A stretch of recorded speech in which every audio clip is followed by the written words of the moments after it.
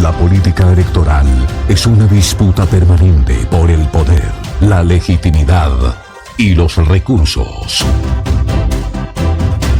Por eso llega un espacio para analizarla tal cual es. Más allá del ruido, revisamos a los actores, los intereses y las estrategias. Examinamos la dinámica política de Norte de Santander y el país con evidencia, contexto histórico y lectura institucional. Porque la democracia requiere profundidad. Bienvenidos a Radar Político, lo que se ve y lo que se esconde del poder.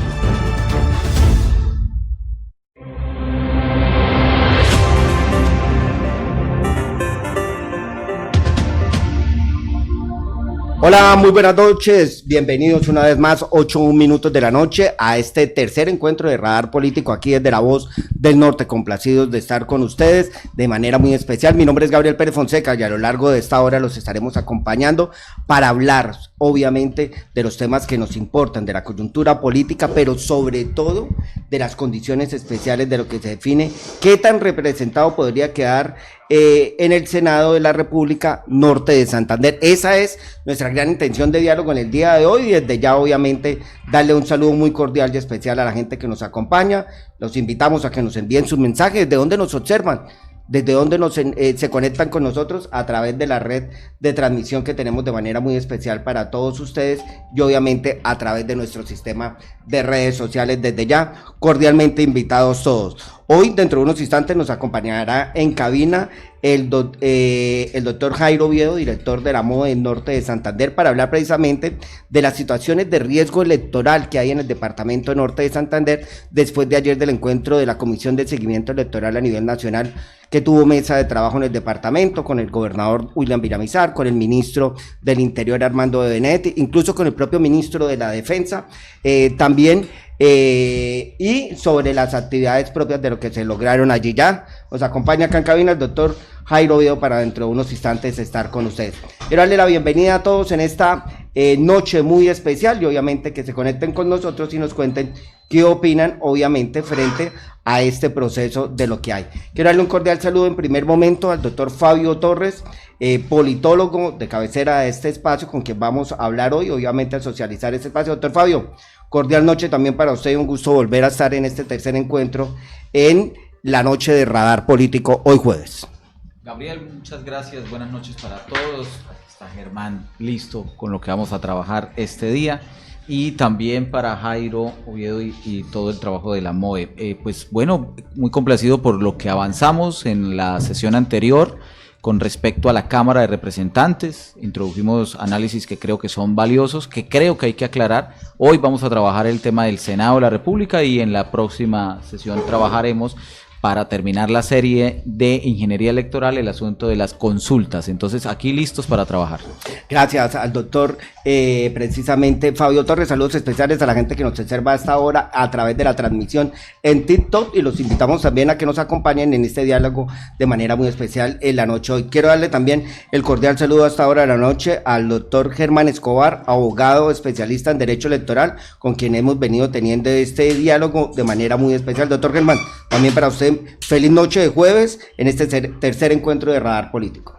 Gabriel, muchísimas gracias y como siempre dándole gracias a Dios por el día de hoy, tenernos acá presentes y a todos los que igual manera siempre nos escuchan los martes y jueves y de igual manera saludando a los compañeros de panel. Entonces, importante el desarrollo de la actividad hoy, teniendo presente también que el día de ayer la misión de observación electoral y otros entes electorales que hacen parte de estas misiones de revisar realmente el proceso electoral en Norte de Santander, que pues siempre ha tenido, y lo digo con una manera humilde, irregularidades que constantemente se presentan en todos los procesos electorales, no solamente pues en el país, sino en Norte de Santander. Gabriel, muchísimas gracias. Gracias a usted, doctor Germán Escobar. Quiero también darle una muy cordial bienvenida al doctor Jairo Oviedo, muy conocido en la región, en todo el departamento, director de la misión de observación electoral para el territorio de Norte de Santander. Doctor Oviedo, verdadero gusto que nos pueda acompañar en esta mesa de trabajo de Radar Político. Muchísimas gracias, un saludo muy especial a este selecto grupo de personas que se dedican al análisis del tema político en el departamento, con mucho reconocimiento. A Fabio, a Gabriel y a todo su equipo, una de verdad buena noche, e igualmente a toda la audiencia, y un placer compartir con ustedes este espacio. Muchísimas gracias, doctor Jairo Oviedo. Yo quiero iniciar con el acompañamiento del doctor Jairo Oviedo y a las personas que nos acompañan a través de la transmisión digital para hablar. Efectivamente, doctor Jairo Oviedo, tenemos ya 124 personas conectadas con nosotros sobre lo que ayer se socializó y lo que se dio en el marco de este encuentro del Comité de Seguimiento Electoral, con la compañía, lo decía en un principio, del señor ministro del Interior, Armando Benedetti, con el propio ministro de la Defensa, el gobernador del departamento, ustedes como misión de observación electoral, unas reflexiones bastante interesantes que planteó la propia Defensoría del Pueblo.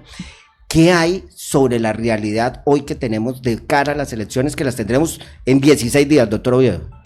Sí, así es. La defensora del pueblo, Iris Marín, hacía una radiografía bastante cercana a lo que constituye la realidad del territorio norte de Santander, especialmente lo que tiene que ver con la región del Catatumbo, en donde infortunadamente los hechos de orden público que se vienen presentando han afectado profundamente la incidencia del debate electoral.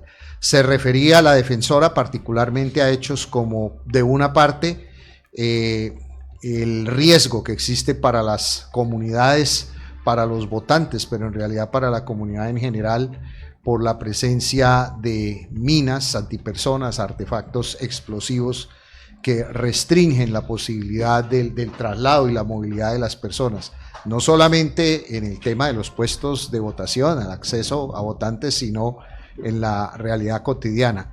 Todo el tema del conflicto, que pues ya lo conocemos, es suficientemente conocido por la opinión pública, y la dificultad que se presenta por lo que tiene que ver con la presencia de los grupos armados ilegales y todo el accionar de el enfrentamiento que se da entre ellos, el desplazamiento que esto ha producido y los efectos generados también por las amenazas a firmantes de paz, que incluso este grupo de firmantes que tuvo que salir recientemente del espacio territorial que les estaba asignado, que fueron trasladados a la ciudad de Cúcuta, al municipio de Cúcuta, para la preservación de su integridad, pero ahora al costo de que tampoco van a poder ejercer el derecho al voto. Todo esto sumado a las situaciones ya derivadas propiamente del tema electoral, como las inquietudes en lo que tiene que ver con la financiación de campañas, el hecho de que la publicidad falsa, los mensajes en redes sociales y la estigmatización de campañas y la difusión de falsa información también está generando pues serias dificultades, sobre todo en el Catatumbo. Una información falsa que se genere a una campaña acompañada de estigmatización, pues no solamente genera una situación problemática para la campaña en sí, sino que incluso genera riesgo para el candidato y para su equipo de trabajo. De manera que, pues estas son las complejidades con las que nos encontramos y tenemos que lidiar en nuestro departamento, y que ayer fueron expuestas en el espacio de la Comisión Nacional. Sí, yo incluso hacía una lectura a través de los informes propios que han presentado ustedes, doctor Jairo Oviedo, y de lo que ha dicho la MOE directamente sobre las inscripciones atípicas que tenemos en el departamento, sobre la coincidencia de factores de riesgo electoral, incluso sobre la propia violencia política en el departamento, los desafíos de transparencia que se han presentado, y obviamente dentro de las reflexiones. En ese sentido, usted como director de la MOE, ¿qué nos puede traer a la mesa de trabajo? Porque vuelvo y lo digo, es que estamos a escasos 15 días del proceso, 16 días del proceso de elección. Casi 200 municipios del país, en lo que tiene que ver con el tema electoral, están en una situación de riesgo extremo por fraude y violencia, combinando los dos factores. Esto pues se reflejó tanto en los mapas de riesgo electoral general a nivel nacional, como en los mapas específicos que se hicieron para las circunscripciones especiales de paz. Y prácticamente todos los municipios de la CITREP Catatumbo se encuentran infortunadamente catalogados en esta categoría. lo cual evidentemente nos pone en una alerta muy grande y es un reto para las autoridades la garantía de el desarrollo de unas elecciones normales y transparentes. El tema de las inscripciones, Norte de Santander siempre tradicionalmente, no es solo en este debate electoral, siempre tiene una tasa de inscripción alta, porcentualmente, proporcionalmente con relación a la población adulta. La MOE utiliza lo que denominamos una tasa de inscripción, que es la división que se hace entre el número de personas que se inscriben en un territorio dividido entre la población adulta que existe en él. Y casi siempre en el departamento, históricamente, recuerdo por lo menos en las 3 últimas elecciones nacionales, Norte de Santander siempre ha estado en el ranking de los 2 o 3 departamentos con mayor tasa de inscripción a nivel nacional. En este caso ocupamos el segundo lugar. De manera que eso refleja pues una situación que es particular. En el comienzo del proceso de inscripciones, la ciudad de Ocaña lideró el ranking de inscripciones a nivel departamental, una tasa de inscripción bastante elevada, pero finalmente en la recta final de este proceso de inscripción de cédulas que terminó el 8 de enero, la ciudad de Cúcuta realmente alcanzó unos topes de inscripción bastante significativos, hasta el punto que en un Consejo de Garantías Electorales departamental nos explicaban los delegados de la registraduría que los puestos de votación especiales que fueron dispuestos en la ciudad de Cúcuta en centros comerciales para recibir inscripciones el día 8 de enero, que fue el día que se cerraba precisamente este proceso de inscripción, literalmente colapsaron. Eran las 8 de la noche pasadas y todavía había filas de personas inscribiendo su cédula. Entonces eso, visto así a ojo de buen cubero, podría interpretarse de 2 maneras: o la premura de los colombianos, que dejamos generalmente ese tema para última hora, o es que efectivamente maquinarias políticas se movieron para, comillas, garantizar la inscripción de personas en determinados puestos de votación. Sí, señor. Pues mire, la verdad, doctor Oviedo, nosotros hemos querido invitarlo a usted, sobre todo para conocer, porque ustedes como la MOE nos determinan los riesgos de carácter electoral que podríamos tener en la región y en el departamento. Quiero hacer una pregunta específica, doctor Oviedo, antes de entrar con el doctor Fabio y Germán Escobar, y a la gente que también está en TikTok. Un saludo especial a Tati Álvarez, que nos observa desde Ocaña, a varios de los amigos que están allí a través de TikTok. La zona del Catatumbo, de la cual hemos venido teniendo una profunda reflexión dentro de la crisis humanitaria que ha surgido desde el mes de enero del año anterior, hoy bajo el panorama de que tiene la elección de curul de paz y frente a lo propio que habrá en el territorio de las elecciones regionales convencionales para Senado y Cámara también, ¿cómo está la situación o qué panorama de riesgo electoral ha podido identificar la MOE? El riesgo es alto en la medida en que pues, se conjugan todos los factores. Hay situaciones derivadas de un conflicto que pues, ha sido permanente en el territorio, pero que infortunadamente desde hace ya 13 meses largos se ha exacerbado por el enfrentamiento abierto entre 2 grupos armados al margen de la ley que tienen, digamos, presencia permanente allí. Esto pues generó, entre otras cosas, el desplazamiento humano más grande de los últimos 20 años en Colombia, más de 60.000 personas desplazadas el año anterior de sus municipios. Muchas de ellas no han podido retornar todavía, otras retornaron en unas condiciones muy precarias de seguridad. El control territorial que se ejerce en muchas zonas de municipios del Catatumbo, como Tibú, El Tarra, zona urbana de Teorama, entre otros, pues evidentemente hace que la gente tenga miedo de desarrollar incluso las actividades de carácter social y comunitario se han visto restringidas. Veíamos declaraciones, por ejemplo, de líderes y lideresas de acción comunal que dicen que muchas de las juntas de acción comunal en el Catatumbo están acéfalas, y están acéfalas porque su presidente, miembros de su junta directiva tuvieron que retirarse del territorio, y esto por supuesto es una situación que afecta sensiblemente el tema del tejido comunitario y la baja capacidad institucional que tienen los municipios, el bajo presupuesto que tienen para atender situaciones de emergencia y de coyuntura derivadas de todo este tema humanitario, pues es realmente crítico. Todo ello contribuye a un panorama que es complejo para el tema electoral, y si a ello se le suma, por ejemplo, el tema de las economías ilícitas que se mueven alrededor del territorio, lo que implica el control de rentas ilícitas a partir de actividades que se desarrollan allí, que pues afectan la economía de la región, pero que también incluso podrían llegar a tener una incidencia en el tema electoral. Entonces, pues todo ello nos marca una complejidad bastante sensible para el tema del desarrollo de las elecciones en la región del Catatumbo. Una pregunta final, doctor Oviedo. En el caso de la zona del Catatumbo, esta mañana lo leía en el informe emitido por parte de la Defensoría del Pueblo, y había una mención que me llamó la atención de como hay mucha gente en Cúcuta que no ha podido retornar a su territorio, que tenía escrita la cédula, digamos, no sé, en algún puesto de la zona rural del municipio de Teorama, de Tibú, que ha sido el de mayor afectación o ello. En ese orden de ideas, ¿esos votantes podrían tener unas mesas alternas acá? ¿O cómo se les va a garantizar su participación? Esa discusión se ha dado en el seno de los consejos de garantías electorales, se tocó en una sesión anterior que tuvimos hace 3 semanas, volvió a plantearse ayer y volvió a plantearse de manera específica frente a la protección del derecho al voto de las personas que tuvieron que salir recientemente del ETCR de Caño Indio.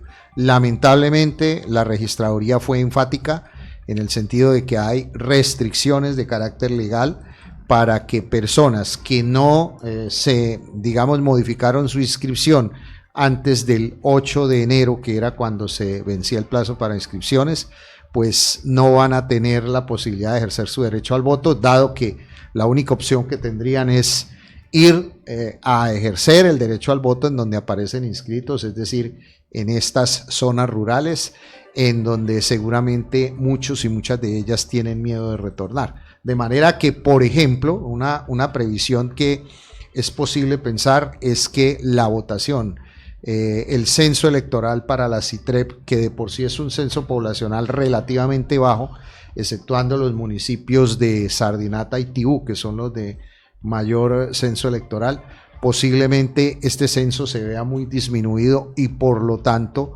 haya una afectación a la votación de la curul de paz en el Catatumbo. Pues bueno, mire, quería entrar en ese contexto al doctor Fabio Agerman, obviamente frente a ello y obviamente también frente a eso. Hoy queremos nosotros hablar en Radar Político de obviamente la situación del Senado, cómo está en el panorama del territorio del norte de Santander, cuáles son las proyecciones y obviamente, como lo dice nuestro título en especial, es sobre cuántos precisamente o qué tan representado va a estar el departamento norte de Santander en el Senado.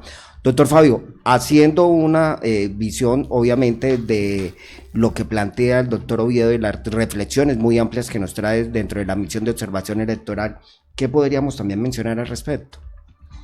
Bien, pues digamos que hay una tradición o ha habido una tendencia en el tema del riesgo electoral y hay distintos tipos de riesgo. El hecho de que esta sesión se haya desarrollado en Cúcuta y que se haya desarrollado en Cúcuta además focalizando en la discusión lo que tiene que ver con el Catatumbo, pues indica que ahí hay una preocupación, que no es solamente para la curul especial de paz, para la Cámara de Representantes, sino es de la movilización de todos los demás actores. Sin embargo, en el marco del conflicto armado, que es lo que impacta esta situación, de todas formas la gente ha salido a votar y también ha salido con otros riesgos, y es que la sacan a votar. No es que no le permitan movilizarse, sino que la sacan a votar. Y eso implica también pues una parcialización de orden ideológico y al mismo tiempo un ejercicio de resistencia que tiene unos efectos sobre la integralidad del departamento como uno solo, y es que entonces se crea la sensación de que allá hay unos tienen una dificultad, los del Catatumbo, y aquí están otros que supuestamente están en unas mejores condiciones, pero el riesgo electoral no es solamente el tema de violencia, que, aunque es el más visible, sino que tiene que ver también con hechos previos, como el de la transhumancia, como los hechos relacionados, que además son de orden penal incluso, y son delitos, delitos electorales. Por lo tanto, eso es un indicio más que espanta a los que ya tienen apatía o a los que tienen una posición apolítica, y seguramente tiene un impacto sobre la participación y sobre la abstención. Y ese asunto de la abstención pues solamente lo puede movilizar en la manera en que se garanticen condiciones. Fíjese que Jairo nos dice que la garantía de condiciones pues es limitada, y la registraduría pues tampoco se va a exponer, y hace el máximo de lo que puede hacer y de lo que le corresponde, sobre todo en la ruralidad norte santanderiana y la ruralidad del Catatumbo. Y también hay que tener en cuenta lo siguiente: dado que como el conflicto ha desplazado físicamente a liderazgos locales, porque el que es presidente de junta pues tiene una incidencia en distintos otros procesos, como por ejemplo el tema electoral, pero también el tema de la identidad con organizaciones, o puede ser señalado porque pues finalmente puede ejercer una acción de resistencia civil contra la violencia, contra el ejercicio de las armas. Por lo tanto, pues ellos también son movilizadores de votos en la región, en la ruralidad, y eso va a afectar. Va a afectar la participación, pero me sostengo en la idea de que seguramente va a beneficiar a estructuras políticas tradicionales. Perfecto, bueno, vamos a entrar en materia, somos las 8:21 minutos de la noche. Yo quiero dar un espacio porque también para que veamos y escuchemos cómo se están escuchando las campañas y cómo se están viendo las campañas al Senado en este momento en el departamento norte de Santander para esta elección y los senadores que tendremos del 2026 al 2030.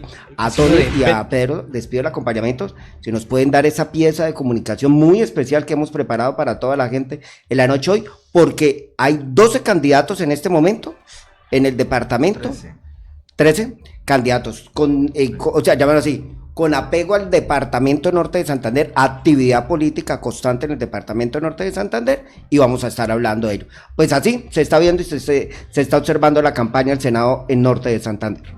Paso 1. Pide tu tarjetón, revísalo con atención. Paso 2. Busca el girasol, el del Partido Verde. Paso 3. Marca una X clara, firme y segura. Ojo, sin salirte del recuadro. Paso 4. Ahora busca el número 22. Marca nuevamente una X. En el tarjetón, busca el recuadro del pacto y marca con una sola X dentro del recuadro, justo al lado del logo. Buscas al final el recuadro rojo del Partido Liberal, la L, y marcas el número 4. Pidiendo el tarjetón al Senado, vamos a ubicarnos en la mitad. Con el logo del Partido Verde, el girasol, marcamos una X y al frente marcamos el número 6. Busca el logo del nuevo liberalismo, marca el voto preferente y luego ubica el número 7. Márcalo claramente. El Partido de la Unión por la Gente. Marca el logo sin salirte de la casilla. Seguidamente, busca entre los números la casilla número 7. Así se vota por Lorena Ríos al Senado. Busca en el tarjetón el logo de Cambio Radical y Alma y márcalo con una X. Luego, busca el número 2 y márcalo también con una X. Marca la C del Partido Conservador y el número 10 en el tarjetón del Senado. Ubica el logo del Partido Liberal en la parte inferior derecha del tarjetón. Márquelo con una X y luego ubique el número 20 y también márquelo. Ubicar en la mitad del tarjetón el logotipo de Cambio Radical Alma. Oiga bien, Cambio Radical Alma. Una vez lo consiga, marca con una X sin salirse del cuadro. Después ubica el número 75. Una vez lo ubique, lo marca con una X sin salirse del cuadro también. Busca el logo del Partido Verde y marca una X. Luego, busca el número 90 y marca otra X.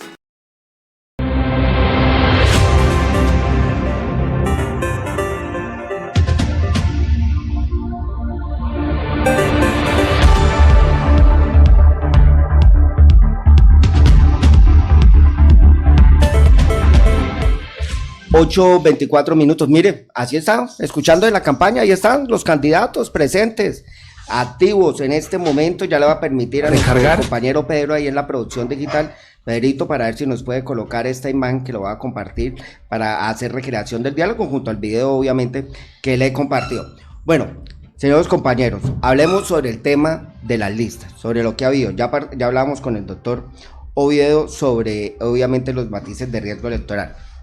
Una indicación, esto es tipo informativa que quiero decir. Hoy, que incluso el doctor Herman Escobar nos puede dar una muy breve explicación sobre eso. Hoy hay una reflexión frente a un hecho político en la región. Uno, a Martín Calabarín, que es inscrito en la lista del pacto histórico para la lista al Senado, le acaban de presentar una demanda de nulidad electoral por el concepto de doble militancia. Ya nos va a explicar eso el doctor Escobar. Ahora, también hay ese propósito a nivel nacional a toda la lista del pacto histórico, porque recuerden ustedes que tuvieron una consulta y sobre la participación en el proceso cremallera en la lista del pacto histórico. 3, esto es un tema informativo más allá del debate. 3, en el municipio de Chitagá, aprovechando que tenemos aquí al director de la MOE, se denunció hoy cómo les quitaron la publicidad política y les prohibieron a los candidatos hacer perifoneo en el municipio de Chitagá, a candidatos que tienen que ver con el Senado de la República, como Girley Vargas, como también como Jairo Castellanos y otros, y asimismo también sobre las situaciones que se están presentando en el municipio de Chitagá, con la gente de Pacol, a los chicos de Pacol. Habían pasado desde principios de enero la solicitud de la administración municipal, tenían instaladas las vallas y se las retiraron 20 días después, y ahora la administración municipal les prohíbe incluso hacer perifoneo de actividad política en el municipio, reglas que obviamente no compiten con lo que marca la ley para el ejercicio libre de la participación ciudadana. Temas de carácter informativo que quería dar. Caballeros, entremos en materia.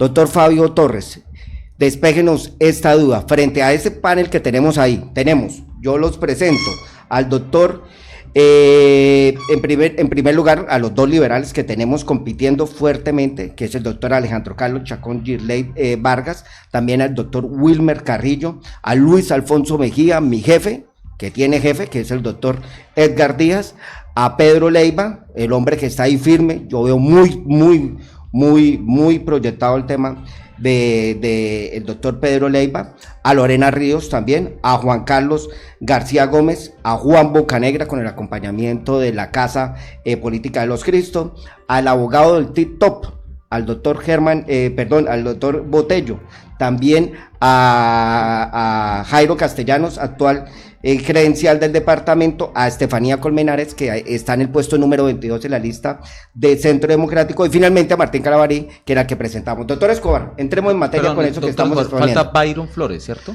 Sí, falta Byron Flores ahí. Byron Flores, sí señor. Y Robert Paul Vaca también como que está metido ahí en el tema como candidato al Senado por la U. Robert Paul Vaca, Villarrosario. Sí, Robert Vaca en Villarrosario. No lo teníamos. Obviamente estos son figuras muy representativas, altamente visibles, que la hemos querido presentar, más no porque no tuviéramos la intención de presentar a los otros. Doctor Escobar. Bueno, con el tema precisamente con Martín Carabalí, la notificación que se le hace por parte del Consejo Nacional Electoral es solicitando la revocatoria de la inscripción, que es lo que se alega el fundamento resumido, que él está en doble militancia. Entrando en tiempos, ustedes saben que en octubre hubo el tema de la consulta interpartidista, que si bien es cierto, en septiembre se fusionó pues el pacto histórico en 3 situaciones, 3 partidos. Esos 3 partidos que se fusionan son los que en ese momento, ya se los digo acá rapidito, es los que se pueden fusionar: Unión Patriótica, Pueblo Democrático y Partido Comunista. Los que no se pudieron fusionar fue Colombia Humana, Progresista y la Minga Indígena.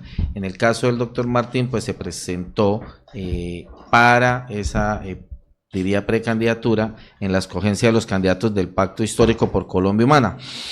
En ese momento, pues se hace una escogencia de los 538 candidatos, si no estoy mal, del Senado, de los cuales pues el doctor Martín quedó en una lista, de acuerdo a la información que reporta la registraduría, de entre los 20 primeros.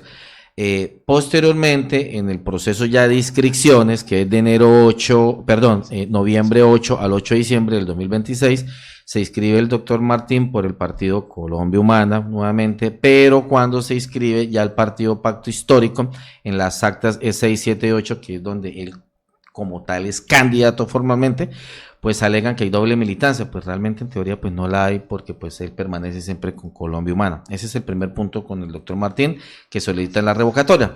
Y ya la lista del pacto histórico, que a todos igualmente les presentaron, que le van a revocar, o la solicitud es esa.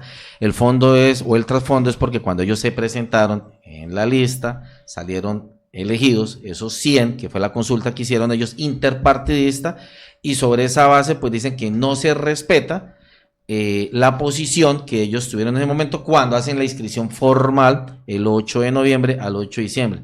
Entonces, esa es la teoría que se plantea en este tema por parte del Consejo Nacional Electoral en contra pues de la lista del pacto histórico al Senado, y en este caso pues del doctor Martín Carabalí con relación al Senado de la República. Perfecto, gracias al doctor Escobar por esa apreciación en lo que tiene que ver sobre lo del caso de Martín Carabalí. Doctor Fabio, hablemos entonces de la entrada en materia sobre el escenario y sobre la representación. Mire, yo tenía aquí unos datos especiales. En el año 2010 tuvimos 6 senadores de la República representando a Norte de Santander. En el 2014 tuvimos 4 senadores de la República. En el 2018 tuvimos 4 también, y en el 2022, que son los actuales senadores que nos representan, 4 senadores de la República de origen norte santanderiano con actividad política permanente en el departamento. ¿Sí? Obviamente ahí habría un quinto, que es hoy la colocamos en esta imagen, que es la doctora Lorena Ríos, que sería una quinta senadora, incluso con visibilidad del departamento norte de Santander. En ese sentido, la gran pregunta, ¿cómo vamos a estar representados? Bien, los datos para poder contestar la pregunta son: en el 2022 la abstención nacional para el Senado de la República fue del 46-45, el norte de Santander fue del 46-0, o sea, estamos en la media nacional. Ok. Segunda consideración que es muy importante: la tendencia de los resultados nacionales, que era una tendencia polarizante, en norte de Santander no fue polarizante, sino fue inversa. Entonces aquí claramente, digamos que los partidos tradicionales y los partidos de derecha, en este caso, que son polarizantes, tuvieron mayoría. Alados principalmente por las consultas y alados principalmente por los liderazgos locales. Hoy el escenario es completamente distinto. Entonces nosotros casi siempre tenemos una trayectoria contraria, que si el país va hacia el norte, nosotros vamos para el oriente. Que si el país va para el sur, entonces nosotros vamos para el occidente. Digamos que se crean unas dinámicas muy propias, bajo esa premisa de tener un comportamiento ilógico, pero no ilógico porque sea señalado, sino contrario a la tendencia nacional. Debemos considerarlo y abordarlo. Y es que los partidos que tienen mayor posibilidad de representación van con lista cerrada. Dato número 1, que para el caso nuestro, pues es Estefanía y Martín Carabalí. Listo. Están en el Centro Democrático y en el Pacto Histórico, con todas las dificultades, con todos los jalonados, con todos los impulsos. Esos son 2 estructuras políticas polarizantes sometidas al gran daño a la democracia latinoamericana y mundial, que es suponer que se participa y se pelea por personas y no por procesos. O sea, eso es Petro Uribe.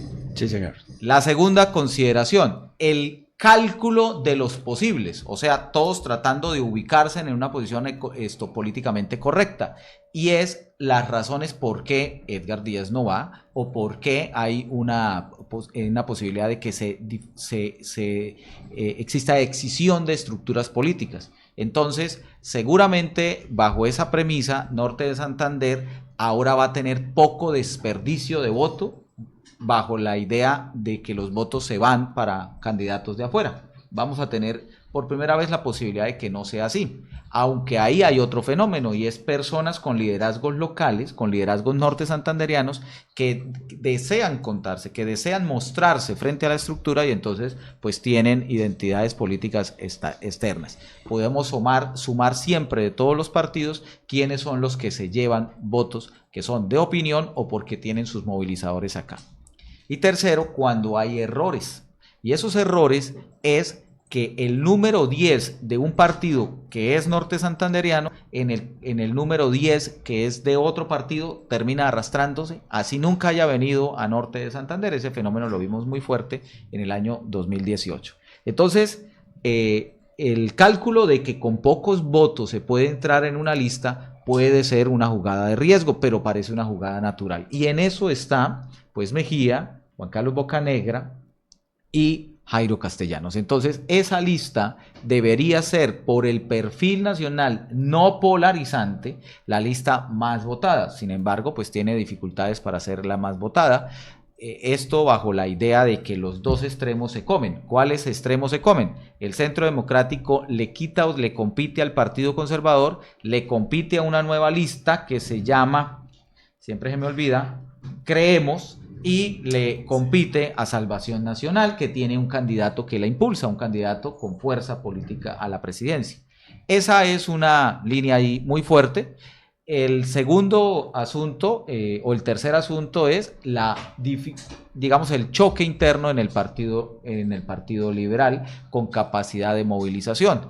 Ahí se prevé que el Partido Liberal también tiene una pelea, en este caso más con tendencias de centro y de centro izquierda. Entonces, candidatos como, o mejor, las listas como la de Mira, Nuevo Liberalismo, pueden tenerle afectación, y parcialmente las del Frente Amplio. Pero el Frente Amplio, que es una nueva lista, le va a quitar seguramente, o le va a competir en identidad política al pacto histórico.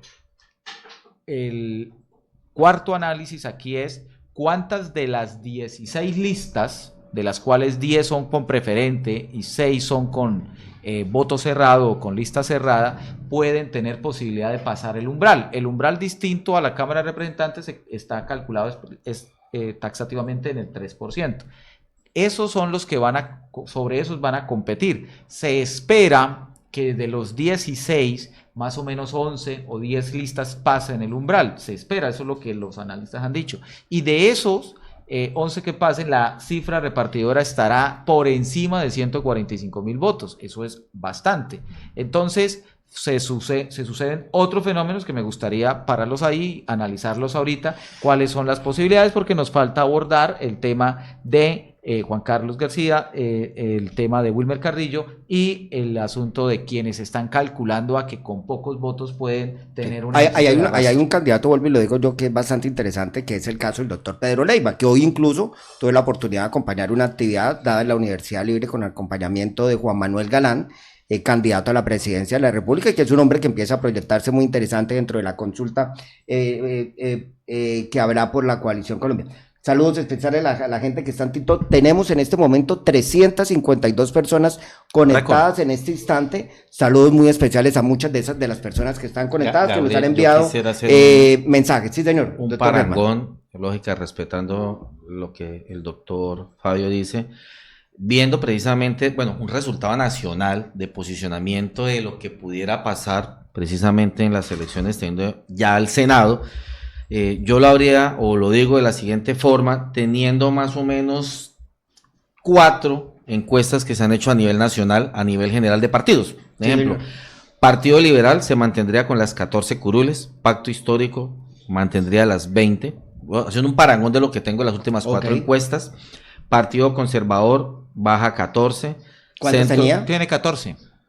Tiene 14. No, Partido Conservador tiene 15, baja 14.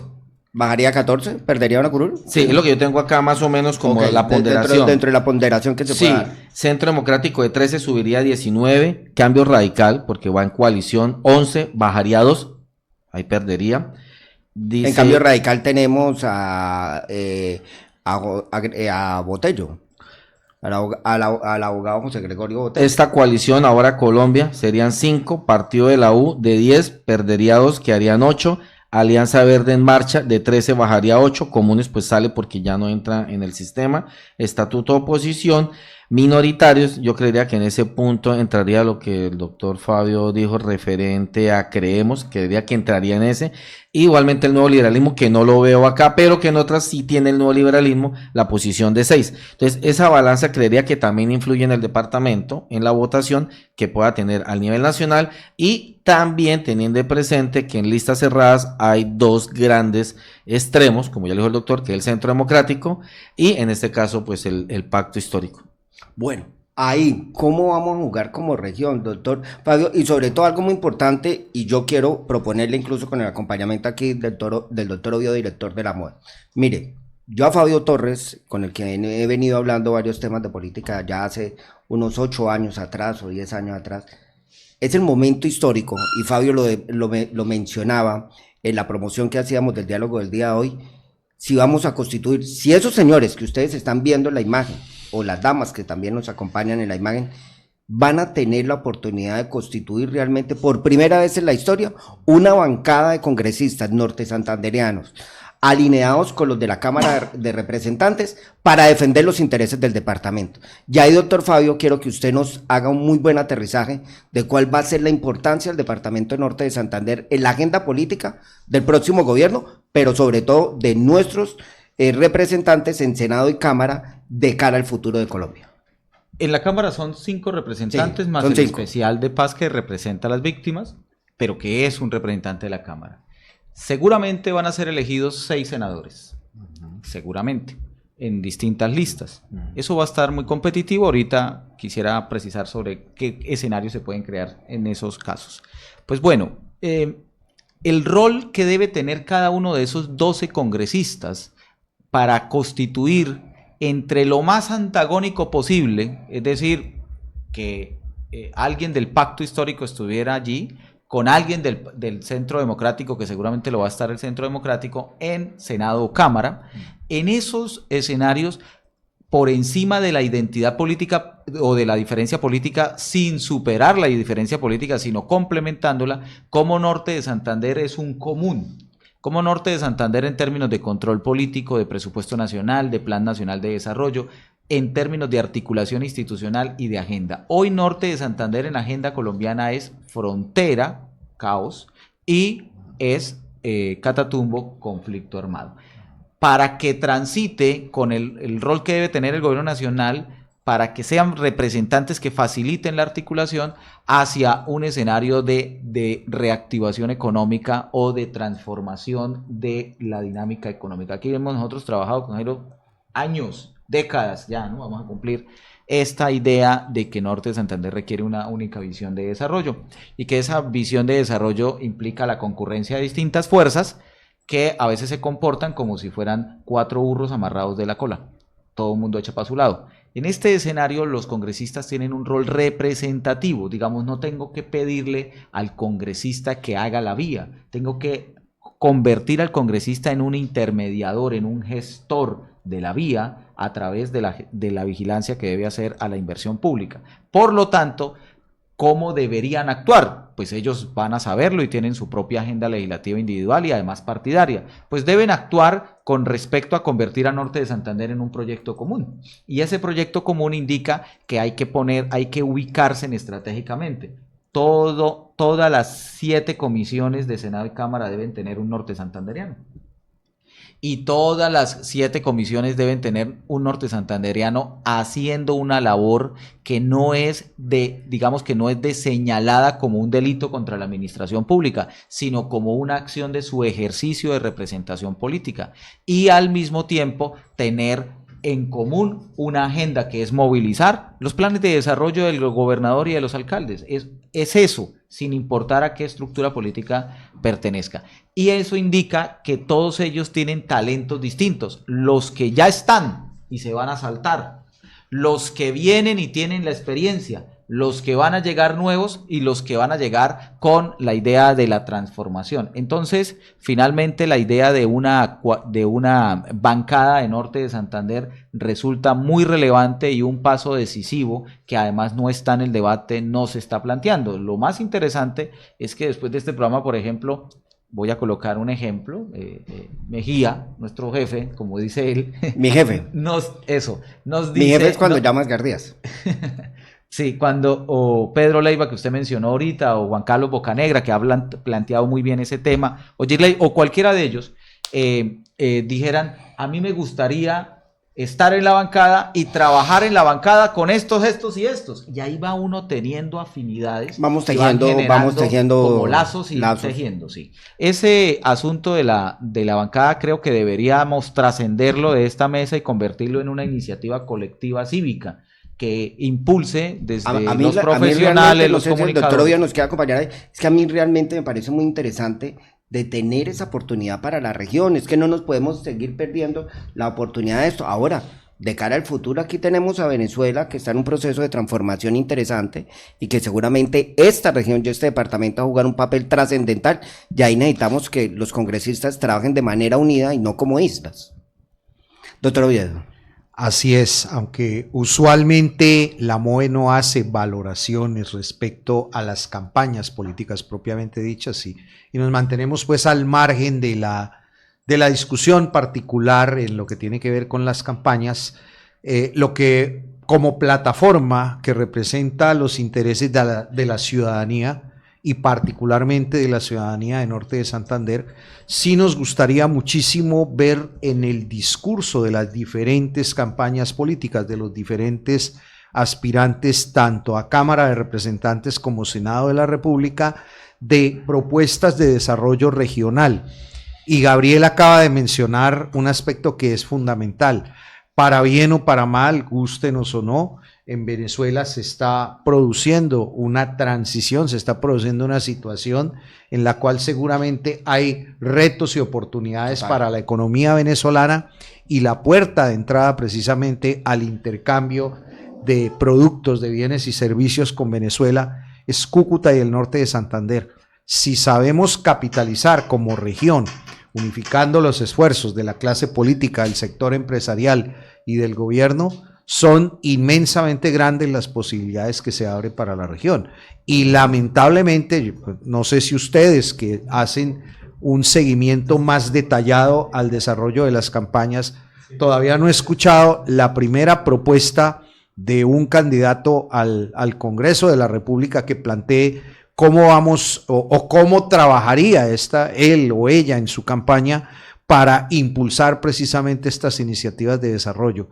Es decir, los discursos de campaña, lo que uno ha alcanzado a escuchar desde la ciudadanía, no son discursos orientados precisamente a ese tema de propuestas en la mira de, primero, como Fabio lo señalaba, de apuntar hacia la construcción de proyectos que nos conduzcan a una visión de desarrollo regional y segundo, a tener la posibilidad de aprovechar esa inmensa posibilidad u oportunidad que se abre para la región en esta coyuntura.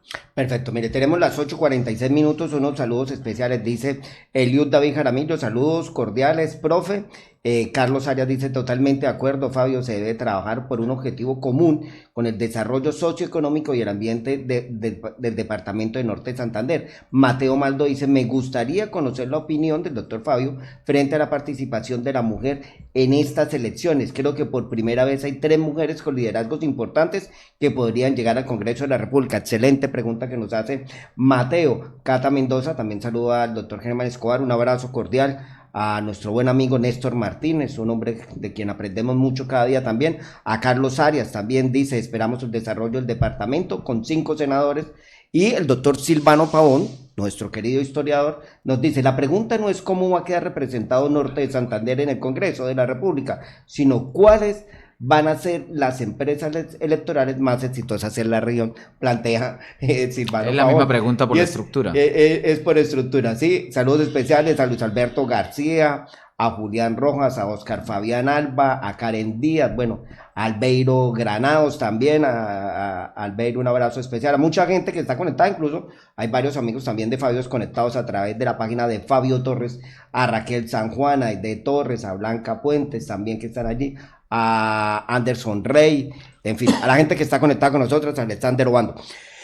Doctores y caballeros de la mesa, tenemos una imagen donde tenemos 12 potenciales credenciales de Senado Norte de Santander. Yo no quiero comprometerlos a ustedes con nombres, pero sí voy a hacer un tema numérico.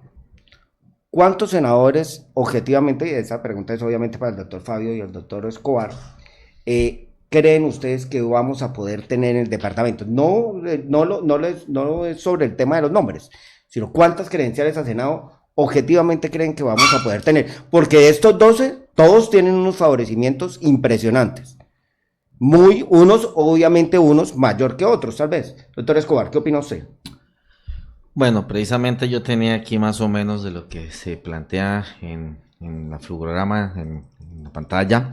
Yo vería, debido a la representación que se tiene actualmente en el departamento, 6 senadores. Vería 2 rojos, 1 naranja, 1 verde, 1 azul y bueno, el otro que es como de varios colores. Ahí vendría yo los 6 senadores que podría tener el departamento, teniendo en cuenta lo que yo expresé a nivel nacional que influye y como dijo el doctor Fabio, pues que sea por primera vez que el departamento, independiente de los 6 senadores que tenga, la representatividad como bancada que se tiene que hacer y es el deber ser.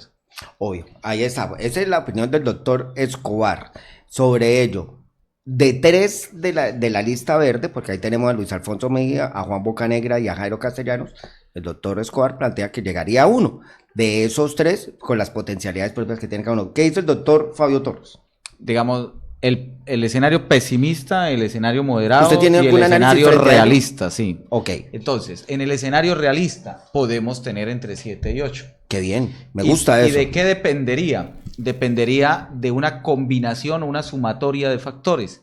Que el ejercicio de la máquina, de la estructura, sea más eficiente del que se espera que pueda ser en esto de lo que llamábamos en la sesión anterior, digamos, la traición o el voto castigado, que pueda hacerlo. Entonces, en ese caso, seguramente se puede hacer algún tipo de operación de modo que dentro de las listas existan posibilidades de tener más posibilidades. Ahí hay posibilidades muy fuertes para el Partido Liberal en toda su fuerza, el Partido de la U, para los que están en el verde, que no son verdes necesariamente, digamos, y finalmente para los 2 extremos, ¿sí? Es decir, el Centro Democrático y el Pacto podría arrastrarse. Frente a ahí podrían haber 8.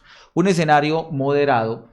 Bueno, y también depende, me faltó indicarle que eso también depende de otro factor y es que funcione muy bien el arrastre nacional. Y entonces, para ese escenario, los que están más en la mitad logran ser muy eficientes.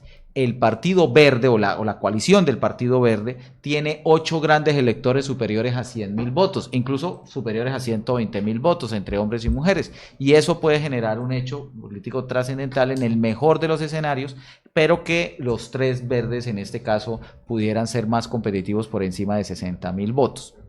El escenario moderado funciona en una máquina eficiente a un 70-75% y no hay mayor capacidad de arrastre nacional, o sea, la opinión no funciona. En ese caso, se van quedando 2, eso es entre 5 y 6, se van quedando 1 o 2 y se van quedando por razones de que no son capaces de mover la abstención. Entonces son candidatos que en últimas pueden tener una gran votación, pero que se ven superados dentro de las listas. Hay listas, hay estructuras metidos en listas alternativas. Eso es una cosa interesante de revisar porque también se señala que, por ejemplo, para el caso del pacto histórico hubo voto tradicional o hubo voto de estructura. Ese planteamiento que decíamos al principio del espacio. Eso va a generar unos traumatismos ahí muy serios. Y por otro lado, el más pesimista, nos quedamos con 4. Y esos 4 son los que logran ser más funcionales dentro de las estructuras.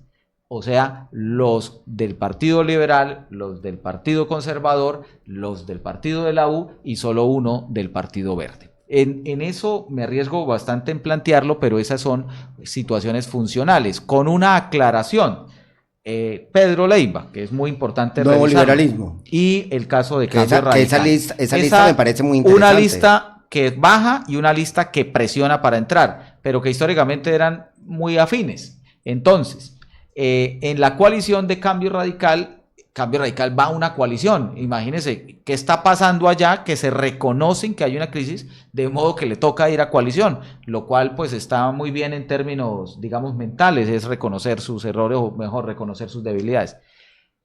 A Nuevo Liberalismo en coalición le faltó muy poco, solo le faltó muy poco. Yo creo que pasa el umbral. Si pasa el umbral y le alcanza para cifra repartidora, mínimo son 3, porque ningún partido que pase el umbral entra con 1, porque el umbral estará en 670.000 votos seguramente. Pero ahí está Mira, que está Luz Piraquive, está Dignidad y Compromiso, que tenemos a Jorge Robledo, y está el Nuevo Liberalismo. que son personas que seguramente pueden tener más de 75.000, 80.000 votos. Sí, seguramente. Entonces, ¿cuánto tiene que...? Es decir, el cálculo de que en un partido pequeño yo con pocos me entro, eso sucedió en el 2018 en unas situaciones completamente distintas, ¿sí? Y sucedió en el 2014 en una situación completamente distinta. El senador del 2014 es Zenén Niño, con 12.500 votos, 12.600 votos de los maestros, y el señor era el quinto del polo en ese momento. Hoy eso es... pues imposible de que suceda, a no ser, y entonces nos salimos de los 3 escenarios y nos vamos ya no a la cifra repartidora, sino al umbral, ¿y qué pasa si los que pasan el umbral no fueran 11, sino fueran menos? Y fueran menos porque se polariza tanto, de modo que estas listas, ya permítame un segundo para poderlas Nos decir. quedan 2 minuticos para terminar. Creemos, Frente Amplio y Salvación Nacional no alcanzan. Ok, sí. Sí, que son las que le arañan a los extremos y entonces los extremos se consolidan. Eso también puede suceder, menos con umbral. Si menos son con umbral, hay una repartición entre más. Bueno, nos quedan 1 minuto técnicamente para terminar. No sé si quieren arriesgarse a responderme esta pregunta. De esa lista de los 12, ¿cuál, si se atreven a dar nombre o si quieren dar el partido, cuál de esos 12 o 13 que tenemos realmente es el que, o el 1 o 2 que tengan la menor opción de poder llegar? ¿Comienzo yo? Para mí Estefanía Colmenares lo va a tener muy difícil, está en el puesto 22 dentro de la lista de Centro Democrático, que es una lista que tal vez pueda llegar a 18, como lo decía el doctor Escobar, y yo veo también muy complicado el tema del doctor José Gregorio Botello, no imposible, pero probable, sobre lo que ocurra sobre el doctor Botello. Para mí son esos 2. Yo creería que en el caso mío, usted le apuntó lo mismo. En el caso de Botello, pues igualmente no tiene un recorrido, independiente que tuvo una votación a candidatura a Norte de Santander, gobernación. Jairo Castellanos no le veo que llegue, y lo mismo con Estefanía, a menos de que pase como ocurrió igualmente en su época cuando Bolívar se presentó el Centro Democrático con lista cerrada y llegó Milar Romero por un montón de situaciones de corrupción y eso, entonces fueron descabezando la lista, pero esos 3 no los veo yo que lleguen. El escenario pesimista es que estos 2, ¿no? Como usted los ha planteado, pero el hecho de que Estefanía esté ahí, de 22, en un intento del presidente Uribe de movilizar, colocándose él de 25, es un hecho político trascendental. Claro. Y entonces está tratando de mandar una opinión muy seria en que Norte de Santander para el Senado se representa, digamos, por personas de opinión, o con personas que tienen, digamos, nombre. Y en el caso de Botello, yo no me arriesgo a contestar sí o no, para seguir su indicación, es porque aquí se le conoce por sus actuaciones, pero ¿cuántos seguidores tiene de sus redes sociales? Tiene una comunidad digital impresionante. En el orden nacional, y tenemos esta vez, que no lo dijimos en nuestro análisis, seguramente candidatos que son influencers van a tener una posibilidad de crecer muy fuerte, que además es un deterioro a la democracia, porque finalmente son activistas o son personas sin ningún fundamento político, ninguna estructura mental que les permita considerar una participación representativa, sino más que generar pues su posición de ego o su posición individual de ideas. El mejor ejemplo de ello pues es JP, claramente, sí, claro, que no lo esperábamos y pues ha radicalizado su posición. No recuerdo, ahorita hay otro candidato en otra lista que es mucho más fuerte que JP, que casi dobla en seguidores, y en ese chico que sale afuera del Senado siguiendo los congresistas, no recuerdo el nombre, mucho más fuerte que JP Hernández en redes sociales. Creo que Wally Rodríguez. No, pero no es el que lo sigue, ¿no? Ya. Sí, pero aquí el cuestionamiento no es que él tenga el derecho, él tiene el derecho. Lo que no tiene es que no hará un ejercicio de representación política válido para lo que técnicamente se requiere de la agenda legislativa. Bueno, caballeros, mire, nos llegó la hora de despedirnos con el auspicio de Tony. Yo planteo que el próximo martes nos tenemos que sentar y ya atenderemos, que la gente ha querido mucho que toquemos nombres, pero lo vamos a desglosar de aquí al 8 de marzo. Poco a poco el tema de los nombres y obviamente de lo que dicen. Doctor Fabio, gracias de nuevo por este espacio. Sí, señor. El martes vamos a trabajar consulta. Consultas presidenciales y la crisis, bajo la idea de que ahí no está el presidente en ese tarjetón. Doctor Oviedo, mil gracias por acompañarnos. Muchísimas gracias, un gusto compartir con ustedes y con su audiencia. Al doctor Germán Escobar. Muchísimas gracias y bueno, yo sí quiero hacer un reconocimiento rápido a la misión de observación electoral, la verdad, en cabeza de Alejandra Barrios, que fue mi profesora, un excelente personal que tiene y que yo me he apoyado demasiado precisamente en todos mis procesos electorales que he tenido no solamente en Norte de Santander, sino en el país. Muy a bueno. Toda la producción de La Voz del Norte, a Tony, a Pedro, un abrazo, un saludo muy especial, a acompañamientos del ingeniero Giovanni Arias también, a Jan y al arquitecto Julio, que hoy nos acompaña. Feliz noche para todos.